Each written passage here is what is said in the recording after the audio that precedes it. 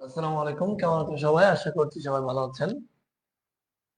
এটি হচ্ছে বেচ 1 এর 15 নম্বর ক্লাস। যারা জয়েন করতেছেন আমাকে একটু শুরুতেই জানাই দিবেন, যেহেতু সময় কম। শুরুতেই জানাবেন যে ঠিকঠাক আছে কিনা। আমি প্রথমে একটু লিঙ্কটা শেয়ার করে দিচ্ছি গ্রুপে।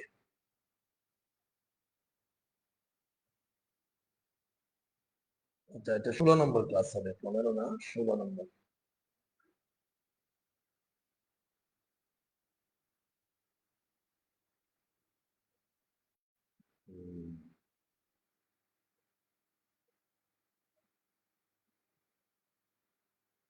বেচ 1 ক্লাস 16। কিন্তু আমি গ্রুপে শেয়ার করে দিয়েছি, যারা পেজ থেকে জয়েন করতেছেন তারা একটু শেয়ার করে দিবেন।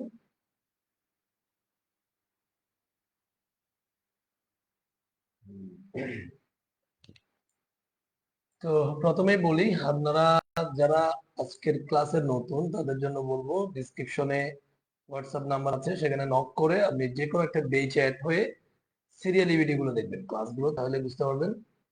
আর যে কোনো একটা বেচে আপনাকে অ্যাড হতে হবে, মাঝখান থেকে আপনি তেমন কিছু বুঝতে পারবেন না। আর আমাদের কোর্সটা তো সম্পূর্ণ ফ্রি, যে কেউ যে কোনো বেচে অ্যাড হতে পারবেন। তো চলুন আমরা আজকের ক্লাসটা শুরু করবো। এটা হচ্ছে বেচ 1 এর ফোল্ডারটা এই জায়গায়।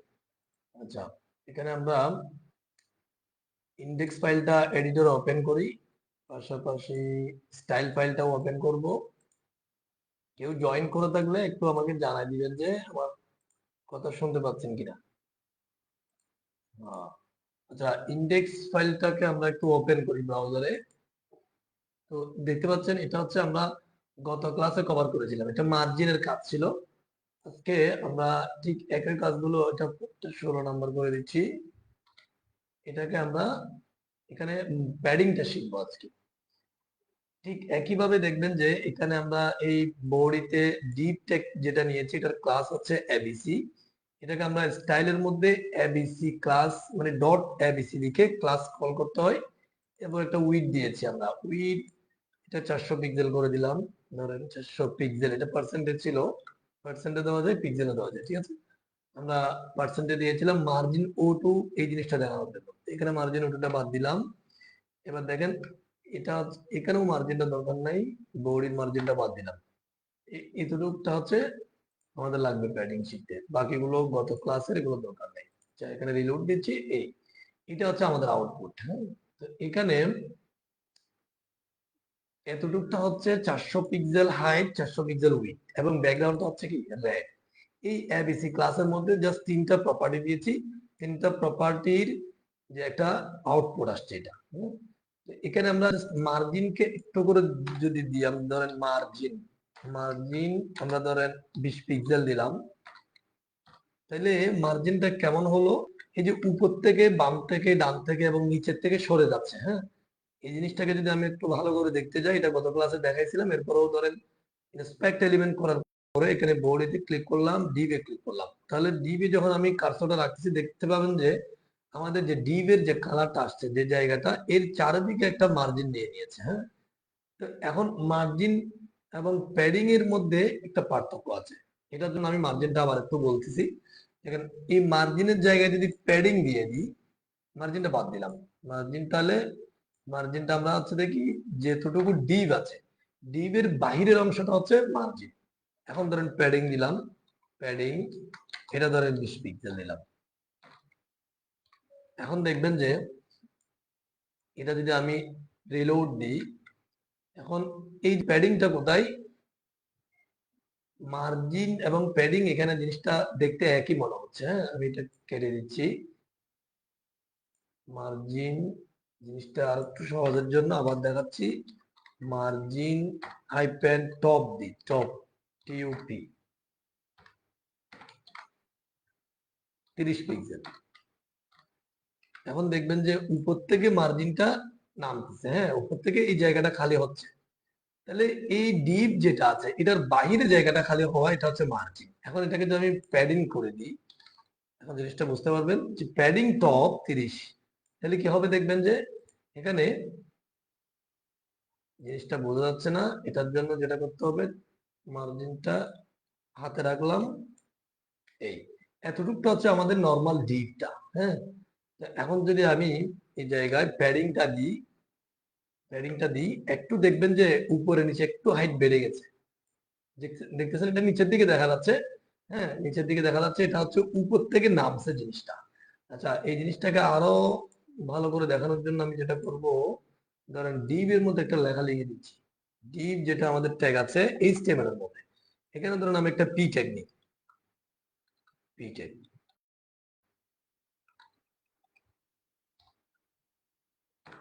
এই পি এর মধ্যে ধরুন একটা লেখা লিখে দিচ্ছি, W3 প্রোগ্রামিং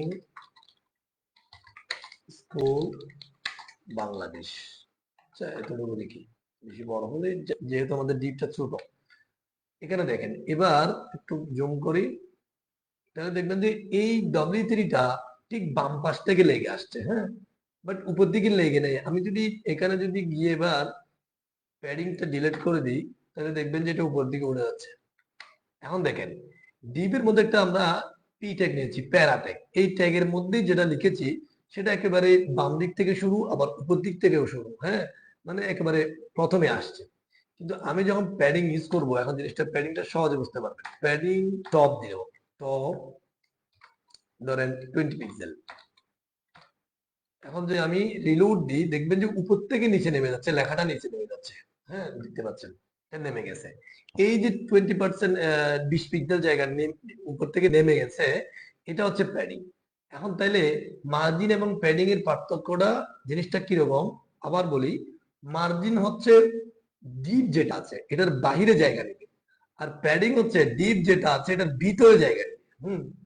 অর্থাৎ ভিতর থেকে জায়গা নিলে সেটা হচ্ছে প্যাডিং, আর বাহিরে জায়গা নিলে সেটা হচ্ছে মার্জিন। হ্যাঁ, জিনিসটা এখন আশা করি ক্লিয়ার হয়েছে। এখানে যদি আমি বাম দিক থেকে যদি এখন দিকে একটু লেখাটাকে ডান দিকে সরাতে যাই, তাহলে আমি এখানে কি করবো, ধরেন যে এটাকে আমরা টপ, এটাকে কপি করলাম, টপের জায়গায় লেফট লিখে দিব, লেফট। আচ্ছা, এখন দেখবেন যে টপে 20 পিক্সেল আর কত লেফটে 20 পিক্সেল। আমি এখন দিলাম, রিলোড দিলাম, দেখবেন যে বাম দিক থেকে ওইভাবে সরে গেছে।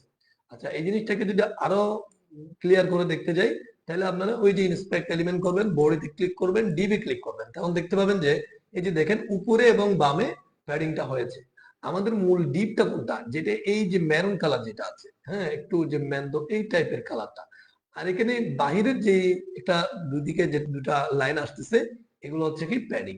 ঠিক আছে, তাহলে প্যাডিং জিনিসটা আমরা বুঝতে পেরেছি, এটা হচ্ছে ডিপ যেটা আছে বা যেই জায়গাটাকে আমরা ডিজাইন করতেছি সেই জায়গাটার ভিতর থেকে জায়গা ছাড়বে, এটা হচ্ছে প্যাডিং।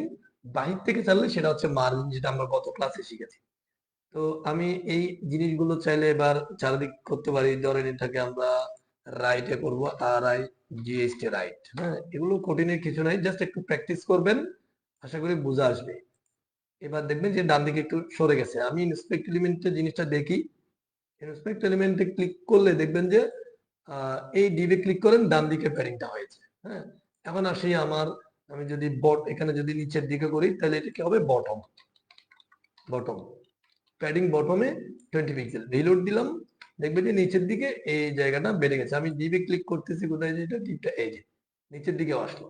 তাহলে চারদিকে এটা কিন্তু এখানে দেখতে কিন্তু মার্জিং এবং প্যাডিং একই লাগতেছে। হ্যাঁ, এই যে ডিবে ক্লিক করতেছি একই লাগতেছে, বাট জিনিসটা হচ্ছে কি, আমরা যখন মার্জিন করেছি তখন ব্রাউজার থেকে বাহির থেকে জায়গাটা ছেড়ে দিয়েছে, মানে ডিপটা সরে গেছে উপর থেকে, বাম থেকে, ডান থেকে। বাট এখন কিন্তু ডিপটা সরে নাই।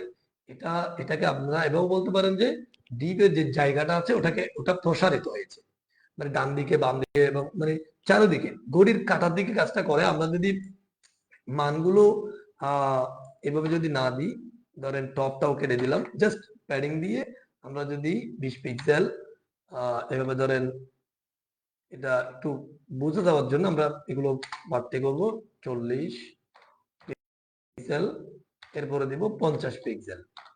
চারটা মান চার রকম দিয়েছি। এই ঘড়ির কাটার দিকে এটা হচ্ছে যে উপরে, এটা হচ্ছে ডানে, এটা হচ্ছে নিচে, এটা হচ্ছে কি বামে, এভাবে করে মানগুলো নিবে। অর্থাৎ এগুলো হচ্ছে এভাবে প্রসারিত হবে।